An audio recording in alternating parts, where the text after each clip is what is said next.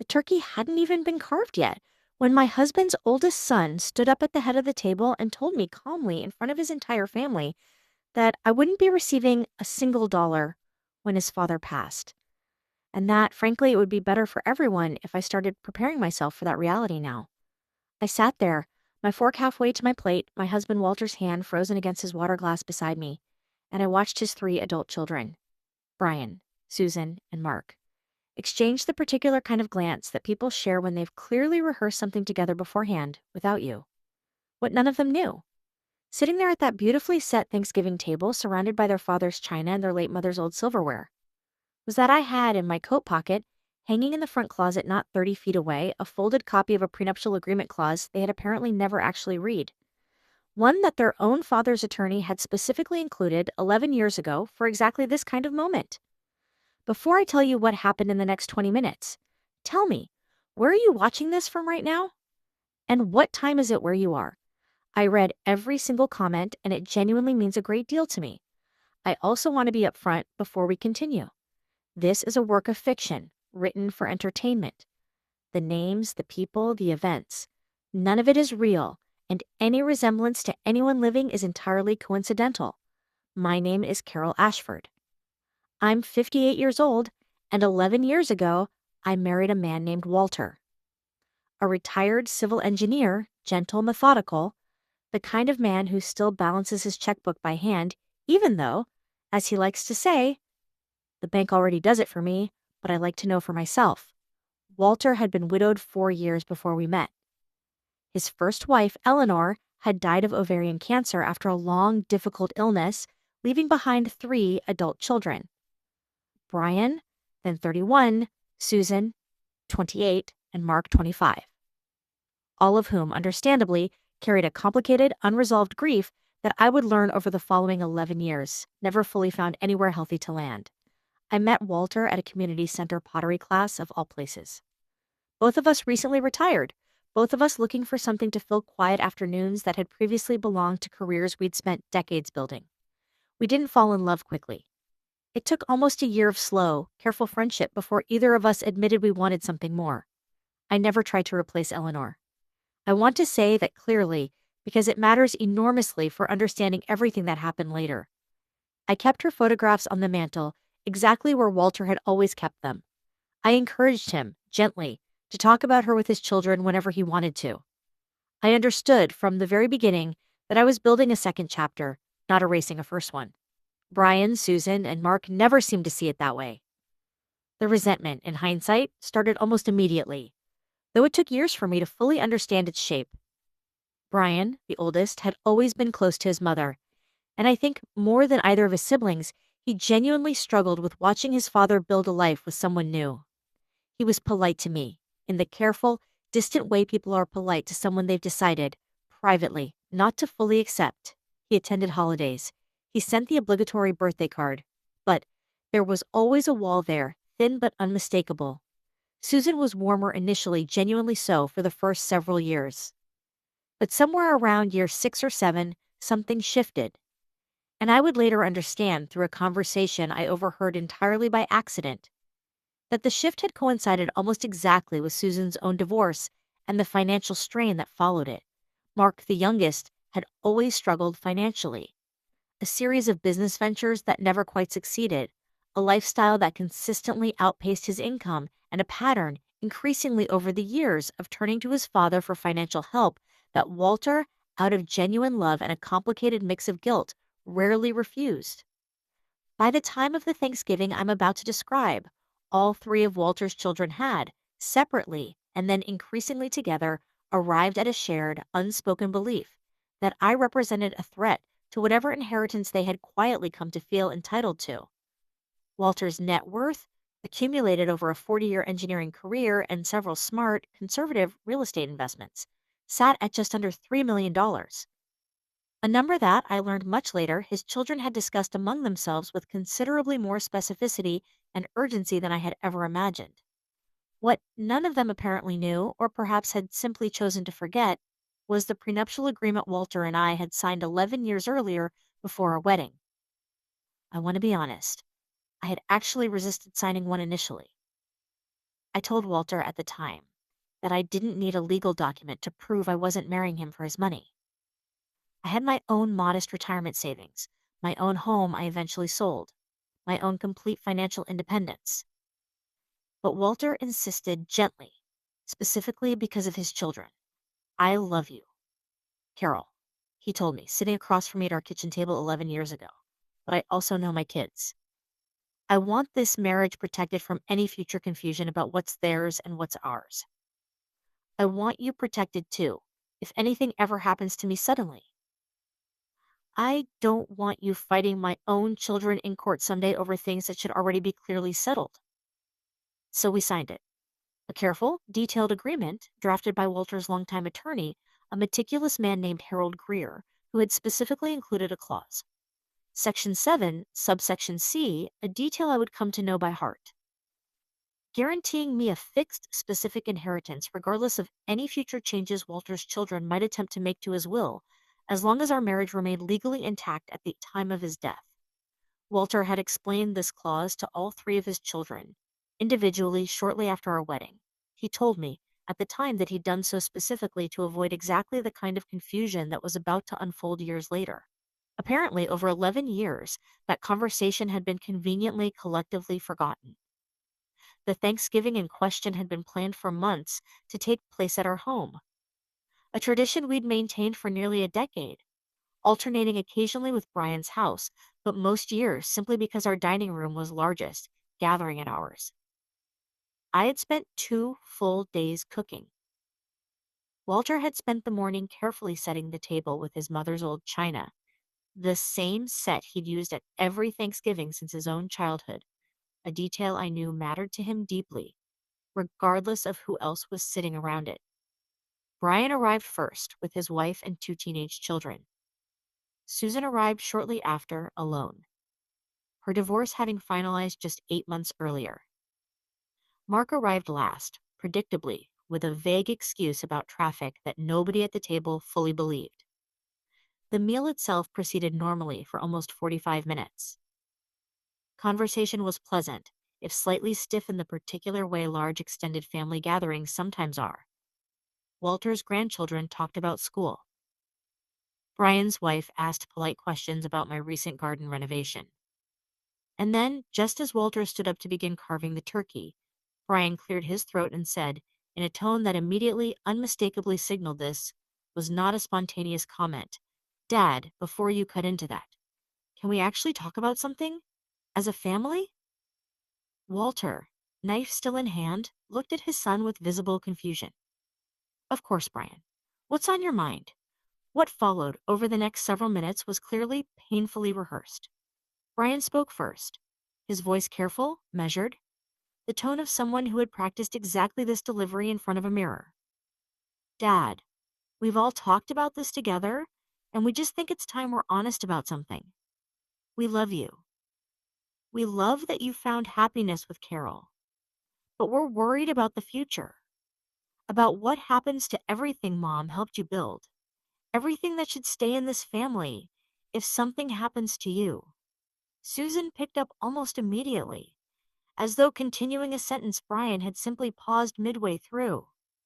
"We just think, given everything, it makes sense for there to be a clearer understanding now, while you're healthy, about how things will actually be divided. We don't think it's fair for Carol to receive a significant inheritance when none of what you've built actually came from her side of things." Mark, predictably, was the least careful of the three. "Look, I'll just say it directly," he said, leaning forward, his tone considerably less rehearsed than his siblings. "We think it would honestly be better for everyone, including Carol, frankly, if she just understood now that she shouldn't expect much of anything when Dad passes.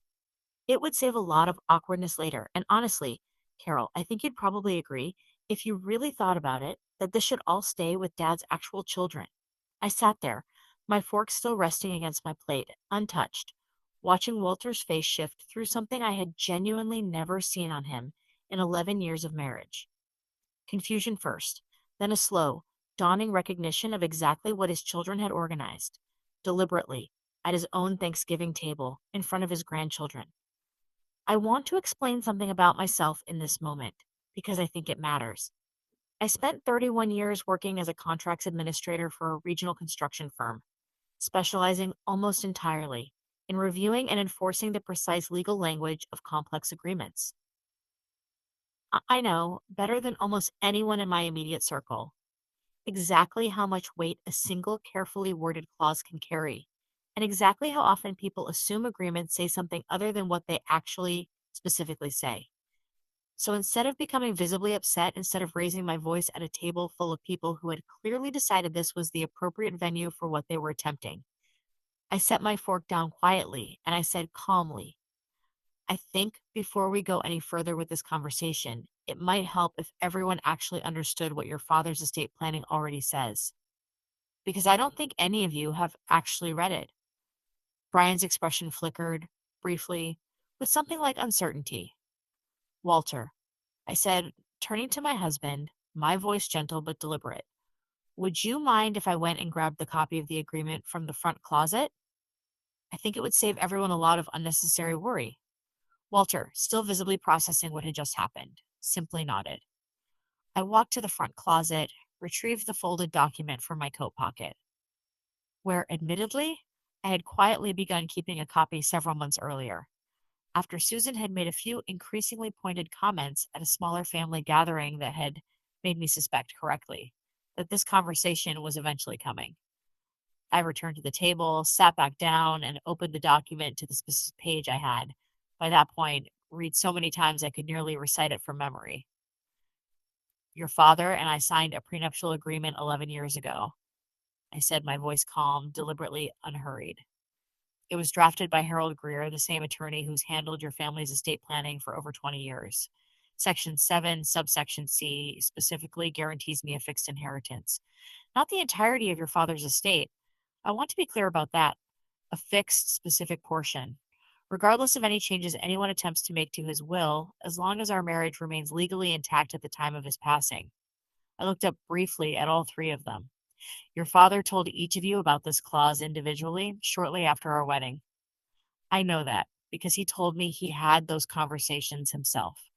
I'm genuinely curious why none of you seem to remember it now. The table went completely silent.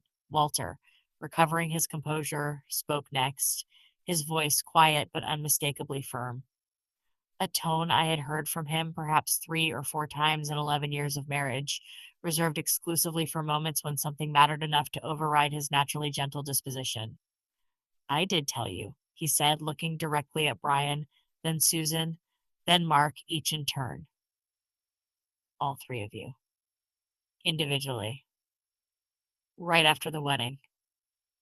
I remember exactly where each conversation happened, because I wanted to make sure there was never any confusion about this. Specifically because I knew, eventually, this exact conversation might happen. He set down the carving knife entirely, his hand visibly steadier than it had been moments earlier. I am deeply hurt, he continued, that the three of you apparently planned this conversation together, in advance, and chose Thanksgiving. The one holiday your mother loved most, the one we've kept her china out for every single year, specifically to honor her memory, as the venue to attempt it. Susan, visibly uncomfortable now, attempted to soften the moment.